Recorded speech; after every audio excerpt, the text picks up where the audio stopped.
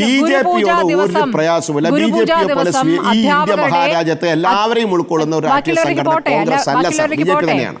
നിങ്ങളുടെ ഭൂരിപക്ഷ നിലപാട് ഇങ്ങനെ പറഞ്ഞുകൊണ്ടേ ഇരിക്കല്ലേ ശ്രീ പ്രേമേന്ദ്രൻ? ഈ കാല് കഴുകൽ പൂജ നടന്ന സ്കൂളുകൾ കാസർഗോഡുണ്ട്, മാവേലിക്കരയിലുണ്ട്. കാസർഗോഡ് ബന്തടക്കിയ സരസ്വതി വിദ്യാലയം, മാവേലിക്കര വിദ്യാധിരാജ വിദ്യാപീഠം സെൻട്രൽ സ്കൂൾ, തൃക്കരിപ്പൂരിൽ ശ്രീചക്രപാണി വിദ്യാമന്ദിരത്തിൽ, ഇവിടേക്കാണ് ഈ കാൽ കഴുകൽ പരിപാടികൾ നടന്നിരിക്കുന്നത്. ഇത് ഒരു സാധാരണ പരിപാടിയല്ലേ? ഇതിലിപ്പോൾ വിവാദമാക്കാൻ എന്തുണ്ട് എന്നാണ് ഇപ്പോൾ BJP പ്രതിനിധി ചോദിക്കുന്നത്, ഉല്ലാസ് ബാബു ചോദിക്കുന്നത്. ഇതിനെ താങ്കൾ എങ്ങനെയാണ് കാണുന്നത്? ഇത് കാലങ്ങളായി സ്കൂളുകളിൽ നടന്നു പോകുന്നൊരു കാര്യമാണോ, അതോ ഇപ്പോൾ കുറച്ച് കാലമായി നടത്താൻ, ബോധപൂർവം കൂടുതൽ സ്ഥലങ്ങളിലേക്ക് നടത്താൻ ആലോചിച്ച് നടപ്പാക്കുന്ന ഒരു പദ്ധതിയുടെ ഭാഗമാണോ? തീർച്ചയായിട്ടും ഇത് വളരെ ബോധപൂർവമായിട്ട് നടത്തുന്ന കാര്യമാണ്.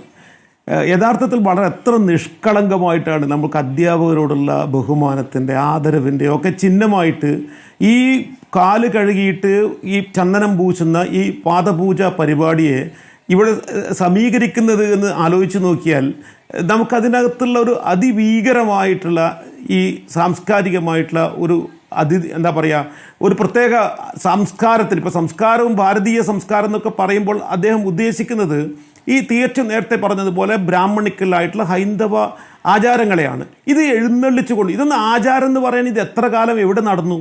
ഇതൊക്കെ ചരിത്രമോ അല്ലെങ്കിൽ ഈ പറഞ്ഞ പുരാണ സംസ്കൃതിയിൽ നിന്നോ അല്ലെങ്കിൽ വൈദിക സംസ്കൃതിയിൽ നിന്നോ ചില ഘടകങ്ങളെ നുള്ളിയെടുത്ത് കൊണ്ടുവരികയാണ് ഈ പാദപൂജ എന്നൊക്കെ പറഞ്ഞിട്ട്, അതുപോലെ മാതൃപൂജ, പിതൃപൂജ എന്നൊക്കെ പറഞ്ഞിട്ട്. യഥാർത്ഥത്തിൽ നമ്മൾ ആലോചിച്ച് നോക്കിക്കഴിഞ്ഞാൽ നമ്മുടെ ഈ വിദ്യാഭ്യാസ മേഖലയിലാണ് ഇതൊക്കെ നടക്കുന്നത് എന്നുള്ളതാണ് ഏറ്റവും ഭയങ്കരമായിട്ടുള്ള കാര്യം. ഇതൊക്കെ ഏതെങ്കിലും ക്ഷേത്രത്തിലോ ഏതെങ്കിലും മറ്റ് ഇടങ്ങളിലോ അവരുടെ നേരത്തെ പറഞ്ഞതുപോലെ കെട്ടി കുഞ്ഞിക്കണ്ണം പറഞ്ഞ പോലെ ഏതെങ്കിലും ശാഖയിലോ ഒക്കെ നടക്കുന്നുണ്ടെങ്കിൽ നമുക്ക് ആർക്കാണ് പ്രശ്നമുള്ളത്? ഇത് കേരളത്തിലെ വിദ്യാലയങ്ങളിലാണ് നടക്കുന്നത്. ഇതിൻ്റെ ഒരു പ്രശ്നം എന്ന് പറഞ്ഞാൽ ഇത് ഒരു സ്ഥലത്ത് നിന്ന് തുടങ്ങിയാൽ അത് അവിടെ നിൽക്കില്ല എന്ന് നമുക്കെല്ലാം അറിയാം.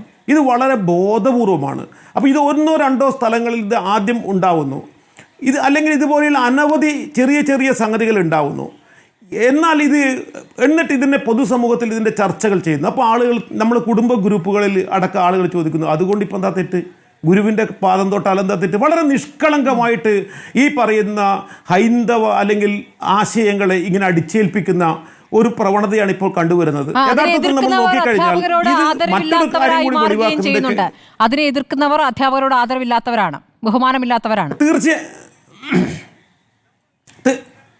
മാത്രമല്ല ഇതിനെ എതിർക്കുന്ന അധ്യാപക വൃത്തിക്ക് യോഗ്യരല്ലാത്ത ആളുകളായി ചിത്രീകരിക്കപ്പെടുന്നു. യഥാർത്ഥത്തിൽ അധ്യാപനത്തെ സംബന്ധിച്ച്, വിദ്യാലയത്തെ സംബന്ധിച്ച്, വിദ്യാഭ്യാസത്തെ സംബന്ധിച്ച് മാറിയ ആധുനികമായിട്ടുള്ള കാഴ്ചപ്പാടുമായിട്ട് യാതൊരു തരത്തിലും സമരസപ്പെടാൻ തയ്യാറല്ലാത്ത മനുഷ്യരാണ് ഇതിനു വേണ്ടി വാദിക്കുന്നത് നമുക്ക് കാണാം. യഥാർത്ഥത്തിൽ പുതിയ കാലത്ത് ആരാണ് അധ്യാപകൻ? പുതിയ കാലത്ത് അധ്യാപകൻ എന്ന് പറഞ്ഞാൽ നേരത്തെ ഭയഭക്തി ബഹുമാനം എന്ന വാക്കുകൊണ്ടാണ് നമ്മൾ അധ്യാപകരെ വിശേഷിപ്പിച്ചിരുന്നത്. അതിൽ നിന്ന് നമ്മളിന്ന് മാറുന്നു. ഇവിടെ ഭയവും ഭക്തിയുമല്ല, ഭക്തി എന്ന് നമ്മൾ ഭയപ്പെടുത്തുന്ന ഒരു സാധനമാണിത്. അതുകൊണ്ടാണ് ഈ കുട്ടികളെല്ലാം വളരെ നേരത്തെ പറഞ്ഞ പോലെ വളരെ സ്വാഭാവികമായിട്ട് ചെയ്യുന്ന ഒരു കാര്യമൊന്നുമല്ലല്ലോ. ഇതൊരു വലിയ, നേരത്തെ പറഞ്ഞതുപോലെ ഒരു വലിയ പരിപാടിയായി അതിഥികളൊക്കെ വന്ന് അതിനകത്ത് വരുന്ന അധ്യാപകരല്ലാത്ത ആളുകൾ, RSSൻ്റെ നേതാക്കളടക്കം അവിടെ കയറിയിരിക്കുന്നതായിട്ടാണ് പത്രവാർത്തകൾ വരുന്നത്. അപ്പോൾ ആ നിലയിൽ വലിയ പരിപാടിയായിട്ട് ഇത് സംഘടിപ്പിക്കപ്പെടുകയാണ് ചെയ്തത്. ഇത് സ്കൂളുകളിൽ നടക്കുന്നു എന്ന് പറഞ്ഞാൽ നമുക്കറിയാം ഇത് ബോധപൂർവം ഉണ്ടാക്കപ്പെടുന്ന വളരെ സ്വാഭാവികമോ നിഷ്കളങ്കവുമായ ഒന്നല്ലേ അല്ല ഇത്. മാത്രമല്ല യഥാർത്ഥത്തിൽ നമ്മുടെ വിദ്യാഭ്യാസത്തിന് മേൽ വിദ്യാഭ്യാസ വകുപ്പ്, അത് കേന്ദ്രമാകട്ടെ കേരളമാകട്ടെ, ഒക്കെ നഷ്ടപ്പെട്ടു പോയിട്ടുള്ള വലിയ നിയന്ത്രണത്തിൻ്റെ കൂടി തെളിവാണ്. യഥാർത്ഥത്തിൽ വിദ്യാഭ്യാസം എന്ന പേരിൽ നമ്മൾ എന്താണ് ഇതിങ്ങനെ ജാതി മത അല്ലെങ്കിൽ സമുദായ തിരിച്ചിട്ടുള്ള ഈ പഠിപ്പിക്കലാണ് യഥാർത്ഥത്തിൽ ഇന്ന് പലപ്പോഴും ഈ CBSE സ്കൂളുകൾ അല്ലെങ്കിൽ കേന്ദ്ര സ്കൂളുകൾ എന്നൊക്കെ പറയുന്ന സ്കൂളുകളിൽ നടക്കുന്നത് എന്ന് കേരളത്തിൻ്റെ പൊതുസമൂഹം തിരിച്ചറിയാനുള്ള സന്ദർഭമായിട്ടാണ് ഒരു അധ്യാപകർ എന്ന നിലയിൽ ഞാനിതിനെ കാണുന്നത്. തീർച്ചയായിട്ടും നമ്മൾ പലപ്പോഴും മഹത്വവൽക്കരിക്കുന്നു. ഇപ്പോൾ തന്നെ കീമിൻ്റെ ചർച്ചയൊക്കെ നടക്കുന്ന സമയത്തായതുകൊണ്ട് CBSE സ്കൂളുകളുടെ മഹത്വവൽക്കരിക്കുക അവിടെ ഭയങ്കരമായ സംഭവമാണ്. എന്നാൽ യഥാർത്ഥത്തിൽ ഇത് ജാതി അവിടെ എന്തും നടത്താം, അവർക്ക് പാദപൂജ നടത്താം, വേറെ എന്തെങ്കിലും മോറൽ ക്ലാസ് എന്ന പേരിൽ വലിയ വൈദിക പഠനങ്ങൾ നടത്താം, മതപ്രബോധനങ്ങൾ നടത്താം, കുട്ടികൾ അതിലൂടെ കടത്തിവിടാം. ഇത് മറിച്ച് ഒരു പൊതുവിദ്യാലയത്തിൽ എന്താണ് നടക്കുന്നത്? ഇതൊരു പൊതുവിദ്യാലയത്തിലാണ് നടന്നതെങ്കിലോ, കേരളത്തിലൊരു പൊതുവിദ്യാലയങ്ങൾ ഇങ്ങനെ നടക്കുമെന്ന് നമ്മൾ തോന്നുന്നുണ്ടോ? അത് നേരത്തെ പറഞ്ഞതുപോലെ കെട്ടിക്കുഞ്ഞിക്കണ്ണനൊക്കെ പറഞ്ഞതുപോലെ അത് വിമോചനത്തിൻ്റെയും സ്വാതന്ത്ര്യത്തിൻ്റെയും ഒക്കെ ഭാഗമായിട്ട് ഉയർന്നു വന്നതാണ് കേരളത്തിലെ പൊതുവിദ്യാലയങ്ങൾ. ആ പൊതുവിദ്യാലയങ്ങളുടെ ശക്തിയാണ് മറ്റൊരു ഭാഗത്ത് ഇത്തരത്തിലുള്ള പൗരാണികമായ അനാചാരങ്ങൾ, ഈ അനാചാരങ്ങളെ മറികടന്നിട്ടാണ് മനുഷ്യനായിട്ടുള്ളത്. ഇപ്പം നമ്മൾ തൊട്ടടുത്ത ഇപ്പോൾ കാസർഗോഡ് ജില്ലയിൽ ചേർന്ന് മടൈ സ്നാനം, എച്ചിലിൽ ആൾ ഉരുളുന്നു, ഇത്തരത്തിലുള്ള ആചാരങ്ങളാണ് കൊണ്ടുപോയിട്ട്. ഞാൻ സത്യത്തിൽ ആലോചിച്ച് നോക്കി, പണ്ട് പഠിക്കുന്ന കാലത്ത് ഒരു കഥ കേട്ടിട്ടുണ്ട്. അതായത് ഗുരുവിനെ തന്നെ ശിക്ഷിക്കുന്ന ഒരു വിദ്യാർത്ഥി തൻ്റെ ഗുരുവിനെ ഇങ്ങനെ വധിക്കണം, ഭയങ്കരമായിട്ട് ശിക്ഷിക്കുന്ന ഒരു വിദ്യാർത്ഥി വിചാരിച്ചു. അപ്പോൾ പിന്നെയാണ് ഗുരുവിൻ്റെ സ്നേഹം മനസ്സിലായപ്പോൾ അയാൾ ഗുരുവിനോട് ചോദിച്ചു, എന്താണ് ഈ ഗുരു നിന്ദക്ക് ശിക്ഷക്ക് അങ്ങനെ ചെയ്താൽ എന്താണ് ശിക്ഷ എന്ന് ചോദിച്ചു. ഉമിത്തിയിൽ നീറണം.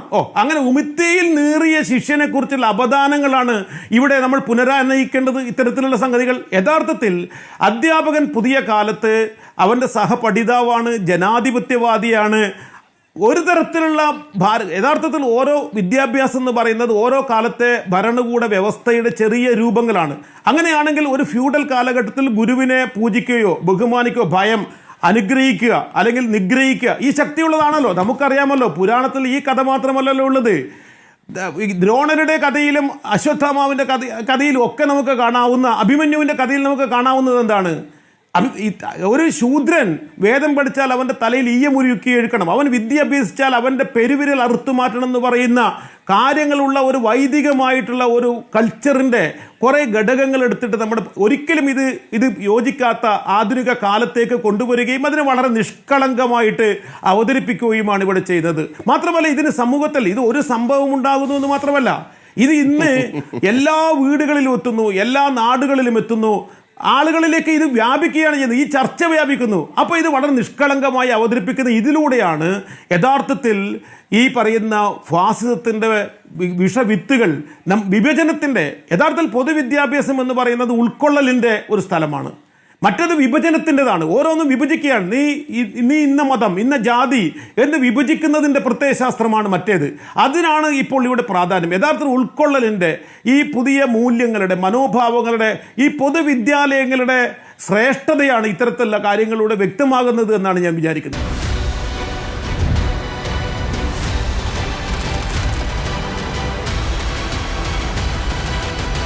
ഡിബേറ്റ് വിത്ത് സ്മൃതി പരുത്തിക്കാട്.